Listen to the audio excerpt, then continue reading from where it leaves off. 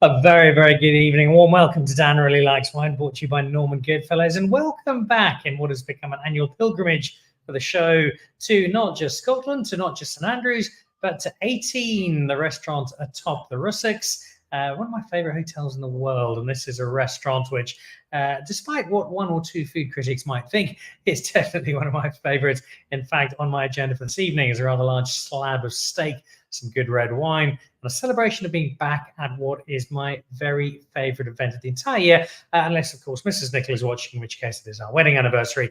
I love this place for many reasons. They've got a terrific team. There's a warm sense of fuzzy nostalgia when I come back, as it is a trip I've been doing for many years. But also it just feels so fundamentally Scottish. I'm looking out the window at the moment. There is a very light mist. There is grey sky. It's basically springtime in Scotland. Somebody did say to me on my way in, one of the locals, that I was so lucky to get such good weather.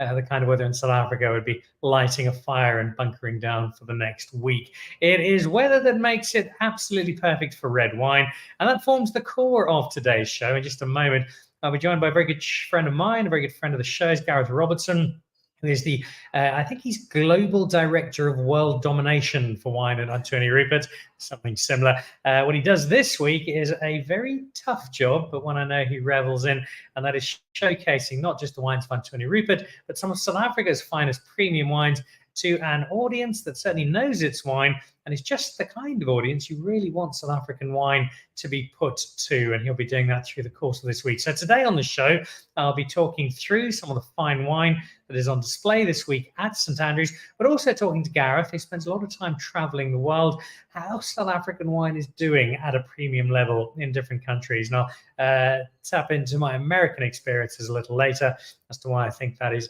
even more important than ever.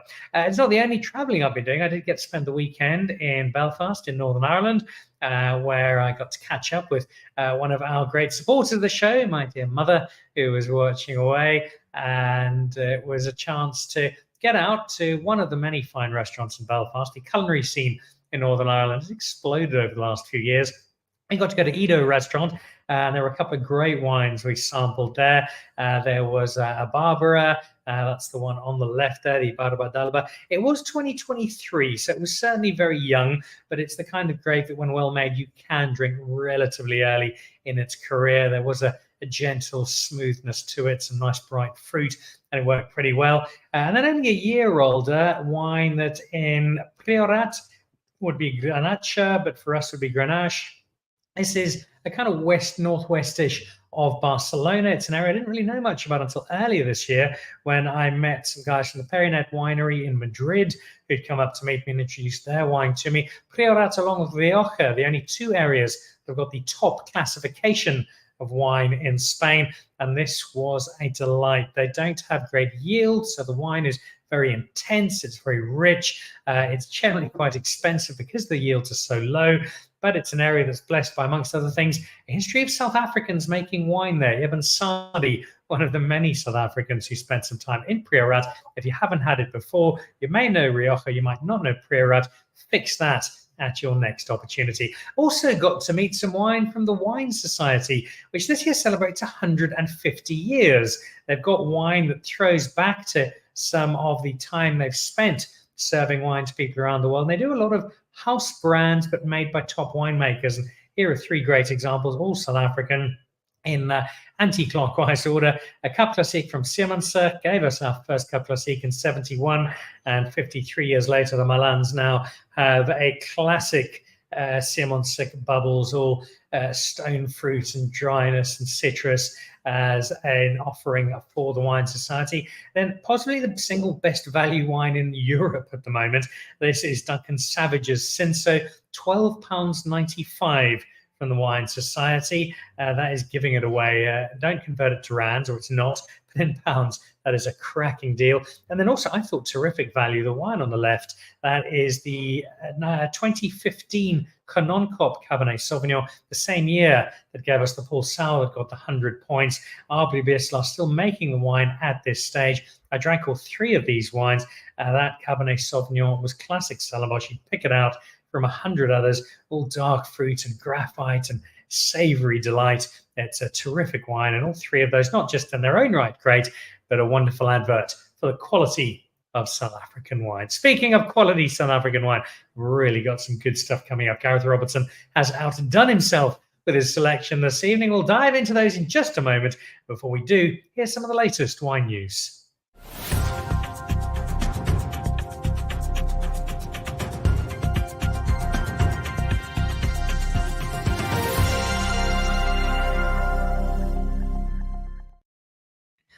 Okay, and where Winemakers Guild of Nedbank is this weekend, the 40th edition, Friday and Saturday. You'll remember last week we had Andrea Molyneux and Samantha O'Keefe, along with Greg Sherwood, Master of Wine, I legally have to say that, joining us on the show. And they were so excited about the wine that is being presented this weekend, from the aforementioned Aubrey Beersla's last wine with Canon Cop to another edition of the Big Dog Bubbles. I think there's a couple of really special Chennons and Chardonnays standing out. Some superstar from Newton Johnson. There's just so much great wine. If you are there, you're in for a cracker. That's the Lord Charles Hotel. But if you're not, if you are following this online, hoping to buy some wine online, then registration is now open. So get over to the Cape Winemakers Guild auction, register, and prepare yourself for a very, very special weekend featuring some unique and extremely rare South African wine. Also this week, tomorrow night, in fact, I won't be there as I'm in Scotland. I'll be there in spirit. It's the Norman Goodfellows at Four Ways Crossing. It is the Cape Point Vineyards wine tasting. These guys did so much to put South African Sauvignon Blanc on the map internationally. The proximity to the ocean, the space they find themselves in, terroir that's just made for Sauvignon Blanc. It's not all they do, but it is very much the driving force behind the vineyards. And your chance tomorrow evening to sample some with Norman Goodfellows. Tickets available to Norman Goodfellows' website. A small donation, all of that goes to charity, and in return you get a terrific night of exceptional wine tasting. Well, this is a very exciting partnership for Dan Really Likes Wine. We're joining up with the team at Porcupine Ridge for the Pizzeria Challenge 2024. Your chance to decide who the best purveyor of pizzas in the country are. You need to head over to votepizza.wine, see the participating pizzerias, get voting, and not only can you support your favorite pizza joint, but you can also win terrific prizes every single week. There's wine to be given away, the pizza accessories. There's a grand prize that includes a pizza oven. And when it comes to that grand prize and to the overall winners, the top 10, the top 3, and the champion, well, Dan Really Likes Wine is going to be doing something rather special with Porcupine Wine and our very best pizza people in South Africa. I'm really, really excited about this. Yes, I'm going to have to eat loads of great pizza and wash it down with some rather nice wine, but these are the sacrifices we make on Dan Really Likes Wine. Votepizza.wine. Get over there, have a look through, get voting, win some prizes, and help us in Porcupine Ridge to discover who the best pizzeria in South Africa is. That's underway. Get voting, win some prizes, and be part of a really cool competition. All right, well, let's switch over to our show today. Gareth, lovely to have you on the show. All seems slightly odd calling him Gareth because the whole world knows him as Bear, except I'd imagine, you know, probably like a mum or an aunt or an elderly relative, or your Correct. wife when she's not happy with you. 100% nail on the head. Oh, welcome to what is, it looks like quite a glamorous week for you, but I know you do an awful lot of work because you don't just have the Wines of Anthonij Rupert, which you represent day to day, but you're very generous with this particular week, as is Johan Rupert, our host this week, that desire to bring in more than just your own brands, bring in brands that certainly there's already a relationship and friendship with, but that I know you guys feel very, very firmly expand the South African wine story and just help this week to show more people who are lovers of fine wine just how good the South African offering is. Yeah, Dan, it's firstly, it's an amazing sort of occasion and a platform to show some top South African wines.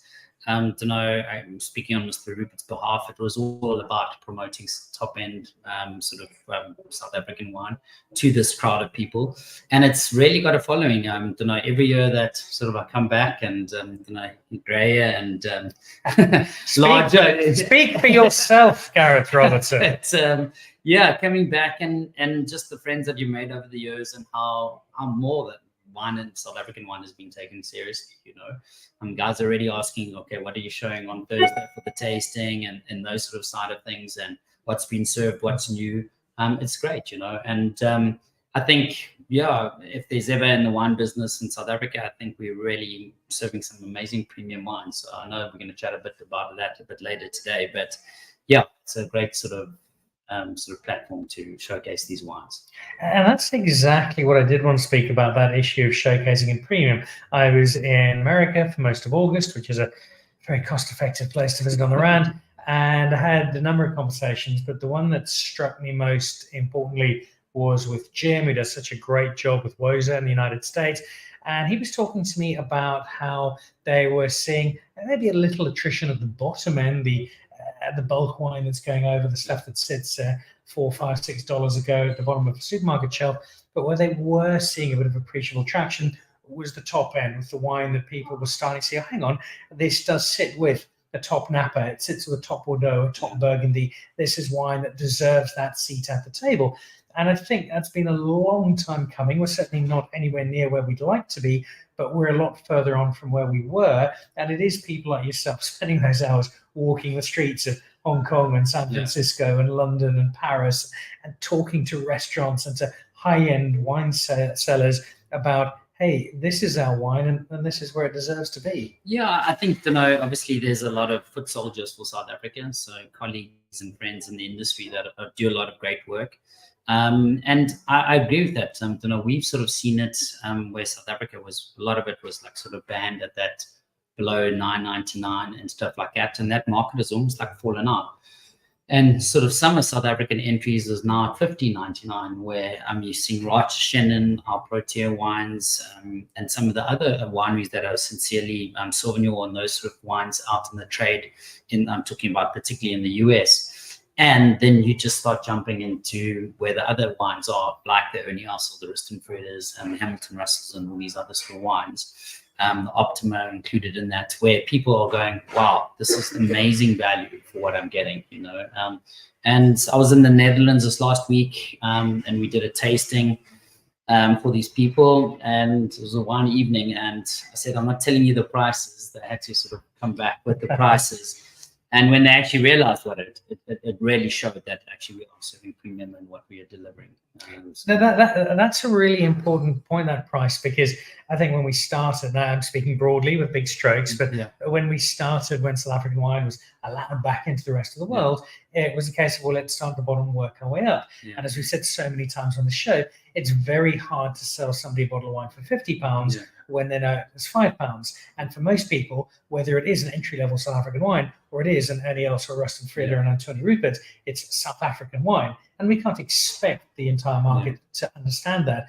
So that shifting it up, how difficult have you found that in terms of getting above that, oh, it's great value conversation, which I really hope we don't talk about in the next 5 years, and really get people just focused on, hey, this is good quality. Yeah, so I think, you're 100% right, where South Africa was sort of banned.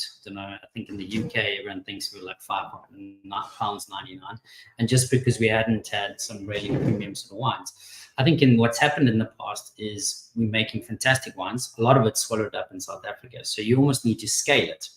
And I think brands like the Rupert Rothschilds, like Sister Farm, what Chocolate Block has done, seriously, Old Dirt is doing, is where brands can scale and actually produce consistently really good quality and at a more of a premium price, and where people are going, wow, tonight I'm tasting the Optima, and this is an amazing premium product. And then they always ask you do revert back to the value thing, but when they look at the price, they're like, gee, this is a no-brainer, Is there a sense where, with certain elements of the market, where you're making wine that is premium and it's not in hundreds of thousands of bottles, where it almost needs to be at a certain price for people to take it seriously? Yeah, I think so. If you think about the US and what Yellowtail did, they were like $6.99. And it hasn't really helped them in the long run. I think Australian wine has really taken a beating because everyone thought they were low down. You can pick up, it's a hard sell for Australian Syrah, Shiraz at $20 unless they've got all the Parker points and everything like that. So for instance, like Two Hands still carries on, but it's a lot harder. And I think things are changing. People are being more acceptable to South African wines. And you know what? With these direct flights into South Africa, has also been a thing. I definitely, when you go through the winelands, we've seen it at our cellar door, a lot more Americans coming in. And I went to talk with Alan Windy the other day, and he was talking about how they eventually got the flight, because everyone just thinks it's so simple of getting these direct flights.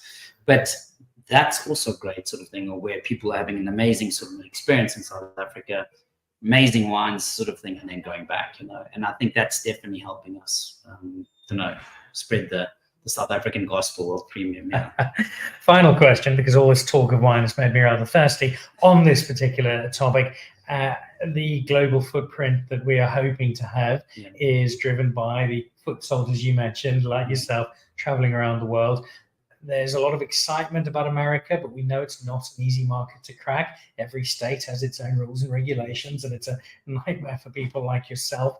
The East, we think there's some potential, but I'm not sure exactly how much there is. When you look at what you do, when you look at your travels, where for you is the brightest future for premium for South Africa? Yeah, so I think the US is definitely opportunity. I think people are, and I think maybe in premium is they used to purchasing sort of premium, and they're used to buying a lot of foreign wine as well, other than their domestic. So I think there's definitely an opportunity there. I think the US is a complicated business, so either you're going with the big guys and trying to get more of a footprint. So you have to really be careful of who your partner is, I think.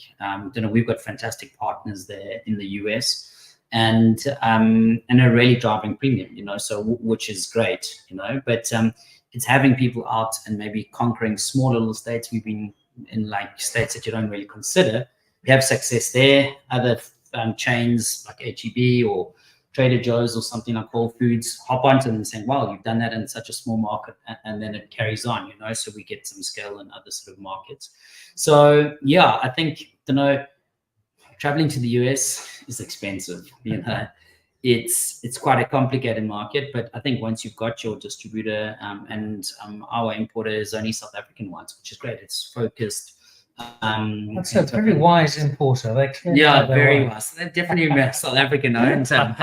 So they've got an amazing portfolio, and they've got dedicated teams. I think it's not trying to be with the Glaciers or the Republics, these big sort of corporates, because then you're really a number, South Africa still's got a long way. We've got some small wins now, but you have to get out there, and I'm always a fan that the more South African wine we sell in these at premium prices, the better for everyone. Rising tide on all ships. 100%. And there's just a lot of guys that are passionate and getting out there and doing good things. So yeah, if you can afford it, travel there, spend the time, and you'll reap the rewards. All right. We are still one more wine away from actually starting our wine, because I do want to, we haven't opened this just yet. I want to save it for dinner a little later. But I did want to talk to you about it, because in itself, it's a great deal of fun as a wine, but also as a category. This is the Lomoran Private Cuvée. The bottle is gorgeous. And I know that you spend a lot of time, if I looked at something like the Jean Roy bottling, and the aesthetic is really important. You've got contents inside, of course, which match the quality of the aesthetic, but at a premium level. How much time, how much ever? I'll give you another look at it just to think. I mean, that's a gorgeous bottle. There's a lot of tiny detail. You can see at the top there as well. How much time and effort goes into creating the look and feel of this? And do you actually have the data that comes back and says, you know what, this makes a definite impact on what we sell? Yeah, I don't know about data coming back, and I think it's more feedback from the proprietor, but who's done an amazing job in the luxury space, So I think it's, for us is creating a premium product. How do we package this sort of side of thing? And I think packaging is really, really important. I think when you're serving like a Jean Noir or the bubbles, something like that, and you're presenting it properly, people's eyes are already drawn to it and have more of a fuzzy, warm feeling that, yes, I'm willing to spend. The taste, the contents, which is good. And then, should be a home run. It's not always, but yeah, it should be. I drank some of the rosé on Friday for lunch, and it's not dissimilar to this in that there's a real elegance, real delicacy to the wine without losing that fruit, which certainly comes through. And that leads into this broader feel I have for our bubbles at the moment. There is so much more finesse to what we're creating. And I think we've understood that we're not trying to replicate champagne, but we are trying to get up to a level where people see us as, oh, this is a very, very good alternative to something that's often significantly higher priced. Is the market suggesting to you that that gap is closing? Yeah, so for my recent travels this past week in Europe and in the UK, it's been amazing because I think Prosecco has really dominated that entry level, and we can never compete on that. And always call it the soda stream wine, but yeah, don't quote me on that. But you do know we're on a live show at the moment. Hello, Italy, how are you? This is Gareth Robertson. Yeah, so I think Prosecco's it's had an amazing run and it's been very good. I think people are starting, and the feedback that you get from restaurants and sort of buyers is that people want to step it up one little bit, But currently, you've got quite a big gap between British fizz and entry level champagne, to say that, and there's quite a big gap. And I think where we slot in is South African Cup Classique is just above that. So people are upgrading to business class there, and getting this value. And Graham Beck, Simons, all these amazing sort of houses. And people are tasting and going, wow, and we had some really amazing guys who say, let's leave the Prosecco, we're going to go with Cup Classique. We're going to charge a little bit more. And we know that the customer is going to be more happier with it, I love that. And just from the way the wine is made, it's going to have a bit more to it. It's going to have for sure. More richness, more volume, more fruit, more intensity. And it's also, we showed this, in fact, it's coming up next few weeks on the show. We paired with not just this rosé, but also with some of the Blanc de Blanc from Pierre Jourdain, from Cabriere, just down the road from you guys. Two bubbles that with food delivered something that was just so rewarding. And again, that's another step I think we're starting to take in an understanding of bubbles and food are two that go together so well. Yeah, so it was really special to actually get that feedback. And I suppose Cava isn't a competition because it's pretty similarly priced where we're at. But I just think we yield so much more. We don't have a lot of our bubbles that you taste more regular, much more fresher, finer, and the guys are really doing it. And they've got African sunshine. Yeah, exactly. All right, last one before we jump into this red, and that is the Chardonnay, which unfortunately is sitting just out of reach. Poor planning for me. But the white wine that over, I'd say probably the last 12 months, that has just been coming back to me time and again in terms of international critics, feedback from friends, new wine that's coming on after this surge of Chenin. And it's not to take away from Chenin, which has continued to do amazing things, but from a bit of a ropey patch where we bowed to the Church of Robert Parker and lots of over extraction, lots of extra wood, and it's taken a long time to get people to understand and past that. But so much of our Chardonnay now is all about the fruits, the elegance therein, and crafting a wine that's not about those external factors. It really is about the fruit itself. Yeah, I think you've got to give it to the guys in the Hillman Arda, the Robertson, amazing side, and even if you're going into Stellenbosch or Franschhoek, guys are really producing top end quality Chard. I think the toning of the oak and making them more is quite a big thing, where they've made it more approachable. I personally find it's interesting when you go to do these social events or tastings, people are quite into Chard, where usually like, oh, okay, well, I'm pouring more. So I think that's positive. On an international scale, I think Burgundy prices have really gone mad. Nuts, yeah. So, and California are making great stuff, but we've got something a bit of a USP, and I just think the freshness and what the guys are doing and oak usage and those sort of side of things are really special, and guys can drink it and then going like, wow, this is great. Okay. So yeah, there's not a huge amount of bad Chard out there. So from a South African point of view. Look out for a lot more on Chardonnay as we move into the spring and summer months in South Africa. If you just joined us, this is a very special edition of Dan Really Likes Wine, coming to you from 18, the restaurant atop the Russell's Hotel in Scotland, in St Andrews, as part of the Alfred Dunhill Links Championships, where the tournament wine director is Gareth Robertson. And you're going to be pouring a lot of wine this week. Most of it, given the Scottish weather, is going to be red. And so time for us to get some wine into glass. We can start with Mr. Else, given we are at a golf event. And I think, I'm not sure if I've mentioned this to you, but if we go back to the very first, there we go, cheers, Annie. If we go back to the very first episode of Dan Really Likes Wine back in 2016, and obviously you were in matric and I was a year out of varsity. Glad you got that right.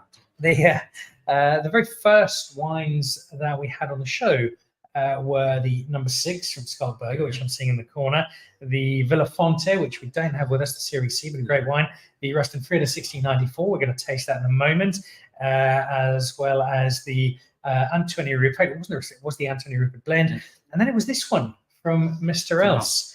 And I always love the story, and Louis Stradum has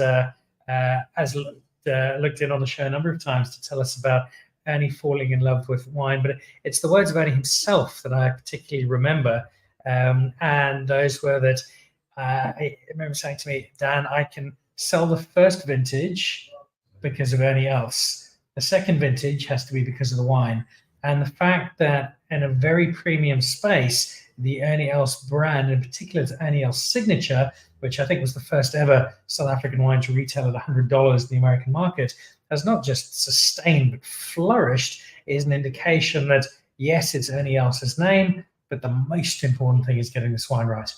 100%. And I think, the new owners of Ernie Else, I was there actually last week, and what they've done to the facility and the vineyards is just astronomical. They've spent a lot of time and effort, and Louis and his team, from a cellar door experience to the wines that they're actually producing. We were very fortunate, got invited by Logan, and we sat and we tasted through the wine, and it was really spectacular. That view you can't kill. It's beautiful. And the wines that they're doing. And I think you're right. Ernie was, and the Rustenfrieda wines and a couple other wines that we're not going to mention, but starting out in that sort of premium sort of wine, I think the Ernie Else and Rustenfriedas were, in the top hundreds a lot before a lot of other states that eventually got there. But I think you're 100% right. If the juice is not good in the bottle, it's a bit of a gimmick, and I think it's just stood the test of time. So it's worth touching on Louis, as you mentioned. He's been such a stalwart of the South African wine industry. Rustenfrieda, Ernie Else, bringing us wine that has had an appreciable sense of evolution, in that, like a lot of our wines that you often think, oh, this is just going to be this absolute blockbuster of a wine, there's often a lot more elegance and restraint to these wines than people first imagine. And for me, with this wine in particular, there's a significant portion of Helderberg Cabernet Sauvignon. And having been drinking a fair amount of Napa Cab now in America, having had my fair share of Cab out of Bordeaux, I'm not sure there is a site for Cabernet Sauvignon in the world that delivers such consistent elegance to the grapes that it offers. Yeah, I think the Helderberg is, that's definitely sort of some of the best Cabernets coming off there, like when you're talking about the Riche, Rustenfrieda, DGP have obviously invested heavily into the Helderberg and Altos, and some of those wines can last as well, So I think it's really special what they're doing. They've retained that elegance, as you said. And this is a 2015, and that's drinking like an absolute treat, So it's almost 10 years old. And yet there's still just that little tightness to it. It's still just a little wound up. Yeah. It's not completely reached. Exactly. And I think the current vintage is also, I think it's going to be 18, so to be corrected. So they've got some age, and they're not, smelling it and tasting it doesn't smell like it. No, not at all. And that's one of the other things we have. We talk so often, especially in premium red, about the desire to age, the benefit of aging. but also so much of our wine. Give it a couple of years for that initial tannin to settle, especially if it's cab or cab based, and you can have a top wine that 3 years in is actually very approachable. Yeah, definitely. And you know, like you're seeing a lot of wines that you know, brewer rights or you know, Skulk at Thai-Bosch and stuff like that, they're making it, but you know, the guys want to hold it back, but obviously they've got a business to run, so yeah, but the potential's there for sure. Before we jump on to the next one that we're tasting, let's have a look at one of the wines that we aren't going to be tasting today. Otherwise, Gareth and I would be fast asleep in each other's arms on the couch next door. The number 6 from Skulk, that is one of the wines we had on that very first show. This pays tribute to the Jersey number of Skulkberger, who is, of course, the son of Skulkberger, who is the son of Skulkberger, who is the son of Skulkberger, and the Skulk who makes this wine is the father of Skulkberger, is also the grandfather of Skulkberger, just to clear all of that up. We had Scott on the show last year, and this is a wine that initially, I think, when the idea comes to mind, must be so exciting. I'm going to make a wine that celebrates my son, one of the greatest rugby players of modern times. And then you stop and think, well, hang on, if I'm making a wine to celebrate my son, one of the greatest rugby players of modern times, it's got to be pretty damn good. And you've got to create something that I think both speaks broadly to the person you're paying tribute to, but also delivers a wine that people are going to go, wow, irrespective of who's on the label or who this, much like Ernie being on the label of his wine, the wine itself really has to deliver. Yeah, I think, you know, they're both Skulk Senior and Skulk Junior, they're big guys, so it's a big style wine, like, and it's well done. So I think that's, for me, it really does embody both Skulks there. What they're doing with it's a big sort of full throttle wine, but it's got some sort of elegance and it can last, you know. So over these years of tasting it, it's just really doing well, and they've got an amazing little patch of terroir in Wellington there where they make it from. So yeah, I think it's really a great wine in tribute to what they're trying to do, and maybe not as elegant as anything else that we tasted earlier, but something really. And also there is definitely that there are times, especially here in Scotland, where just a big, powerful, it's coming off the side of the scrum and it's flattening you kind of red wine. It's a bit like that steak you're going to smash tonight. Oh, and that's just my starter. All right, let's move on to wine number 2. This Ruston Frieda 1694, and again, this is proper premium. If you're buying this in South Africa, it's a considerable price, and that again just heightens that chasm between what we see as, oh my God, that's quite expensive in South Africa, versus, is this all it costs when I drink it in London, in New York, in Hong Kong? And as you said, we're closing that gap. But if you were to ask me, is this a good value wine? On a global scale, I will still say very much so, because the quality is so overwhelming. Yeah, for sure. You know, they've been super successful from when Kevin Arnold was there and starting the estate, you know, with the Shiraz based in Cab and Merlot. It's sort of, I don't know, the Cape blend and really getting it going. And this is just, I think, one level up from that.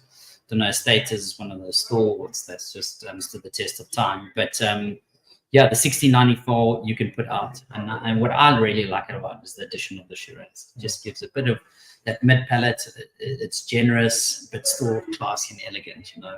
And yeah, so I think at the state they don't have any left, so it's definitely selling well. So so it shows it's well packaged, and also it's another world-class sort of operation there. And I think they really get it right with the Shiraz. If I look at some of the Australian versions, where we really see a lot of Cab Shiraz coming together, South Australia is in many ways the spiritual home of that coming together. But if we look at some of the more expensive ones, some other ones, and even some I've had from South Africa, there is a susceptibility to be just a little bit jammy and not quite get it right. Whereas there is a refinement to this. It's certainly a powerful wine, but it's regal in how it's come together. Yeah, for sure. I don't know. I think this vintage of Cunu was still there, but don't know the elegance and that they've got. Don't know in the wine and that Shiraz. I think it gives it a bit of an X factor, you know. So lots of fun. All right, a couple of others to sample before we go into our final one of the day. The Hanley R, the Rupert family, stretching just up the road to La Motte. Lamotte I'm very fond of because it's the first wine estate I ever visited in South Africa when I came down to university. And I should have had textbooks in first year. Instead, I had a case of Millennium, which was then the red blend of choice, and it was just quite fancy, for a student. Well, if only I'd held on to some of it. That's the reason I had no textbooks. There'd been a lot of developments and changes at the estate. There's some really cool factors. The art that's at the estate. It's an on and off home of Jan Hendrik, who's a regular. And this just home to some great wine. And I've always felt their own influence that comes into the wines of Lamotte. I know that there's an appreciation of that style from the team there. And this Hanley, like all of the wines we're drinking today, is that flagship that goes out and says, you know what, we think all of our wine's pretty good. But if you want something that's really going to remove your socks at high velocity, this is the one. Yeah, definitely. I think Edmund's been there for many years. I wouldn't want to quote that, and they've really honed into that. I think from Jacques Borman's side, before Edmund was there, and you can see what Boschcliff have done at their Shiraz, and so they've always had this infinity, and they've done it extremely well. And I just think we're looking again you for Rhone sort of wines that quality. This is our cheapest chips almost. And I love the simplicity of the label. Keeping it in the family before we jump on to blend, we spoke about the Chardonnay a little earlier. This is the Baron Edmund. The Rupert Rothschild Classique has become such a fixture in South Africa on wine lists everywhere. It's a great marketing success story, but you can't have that marketing success without wine that delivers, which it does. But this allows you to jump a rung or two up the ladder and create a red blend that, again, it takes what's at the heart of the estate and really lets it shine. Yeah, so I think, there's a lot of credit that needs to go to the late Anthonij, starting that operation with Benjamin Rothschild, and what they have achieved in the space of since '98. It's really a feel-good South African story of what Classique has done, and the consistency of that wine. They do it on decent sort of scale, and keeping the consistency of that. And every year it seems to get a little bit more serious and more better in that. But what the Baron Edmund is really about, that's more their sort of flagship, and what they're also doing with the Chard, which we spoke about earlier, is really premium, And I think obviously in smaller volumes, but you need those things to pull it through. And I think Carla and the team and JC, those guys have done a great job. But also, it's so nice for us to just give the French wine industry a helping hand by bringing them into South African fold, nudging them in the right direction. Exactly. Help those Rothschilds out, get some wine going. All right, so that's the bulk of it. There is one more to try. And I remember having a dinner actually at this event a number of years ago. And I won't fling names from a dizzy height, but I will say that there were some rather celebrated actors and athletes, because celebrity is a big element of this event. And a couple of them had bought some pretty good Bordeaux along. And thanks to you, actually, I was able to slip an older bottle with the Anthony Rupert blend into the wine conversation. And the Bordeaux had a couple of glasses had gone down. The blend vanished, and we managed to procure a second bottle, which also vanished. And I love those moments when I'm able to give people something South African where their expectations either aren't there or they aren't terribly high, and you just see their eyes open up and they go, wow, this is something special. Yeah, it's I received one of those sort of stories the other day where the Lion's Head, serves a lot of in Atlanta, serves a lot of top end South African wine, and they're actually out on tour in the winelands currently. So, but they said the sommelier sent us like a little video clip of these are the wines that we poured blind and what have you, and it was fantastic to see the blend performed extremely well. The 15 and the other South African wines that really performed against, it was all blind, but against Lafite and some of the top Californian wines. And those sort of things where you just like, I think keeps you motivated and passionate about selling the South African story and what we produce. So yeah, I think we're not Bordeaux, but we're close on the heels of producing wines. Yeah, but I think it's important to understand that we're very happily not Bordeaux, just as Bordeaux is not Franschhoek or Stellenbosch, or Burgundy is not Hemelanada, or Rhone is not necessarily Swartland, or whatever you take as your point of comparison. And we've got to that stage in the South African industry where we're proud enough of who we are and where we're at. I think that sense of identity is really important to the next chapter of premium wine in South Africa. No, definitely. And I think it's just more confidence. I think producers are a lot more confident in what we're doing.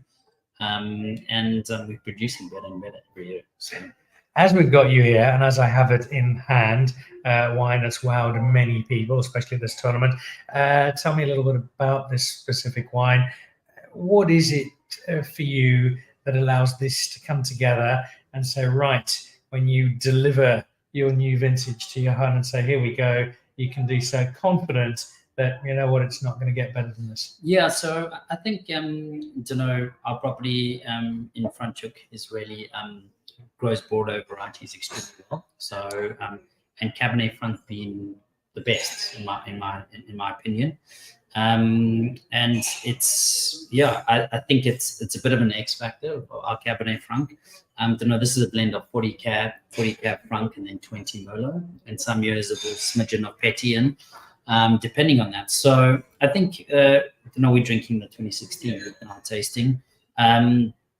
Is we're very fortunate having a proprietor that believes in aging in these wines. So first of all, I'm not going to serve him something too young, but the wine has amazing sort of structure that can last long. So it's approachable and delicious. I think that's the one important part.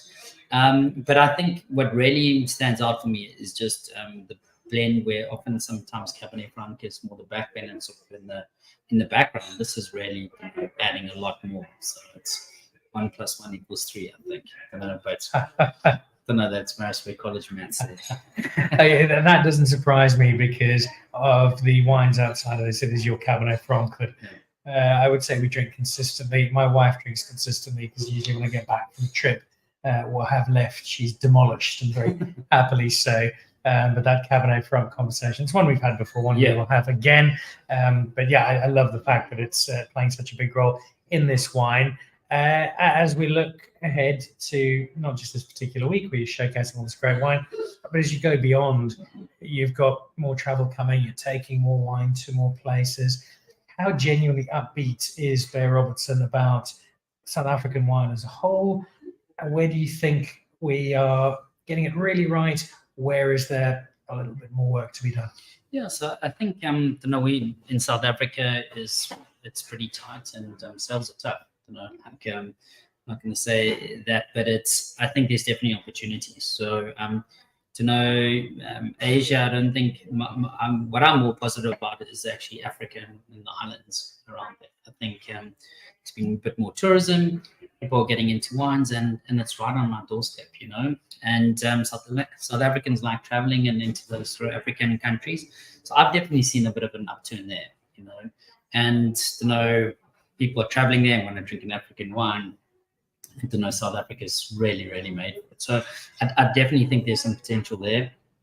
Some of the well-established markets, it's hard, So we've had an amazing run with the Swartland and certain wines and that come through and continue to carry on growing the category, which is fantastic. But it's hopefully where it swings is where people are wanting to drink premium at a better price, and I think South Africa is right into that sort of in line in the firing range for that. So I'd love to hear that. That is music of the very best sort.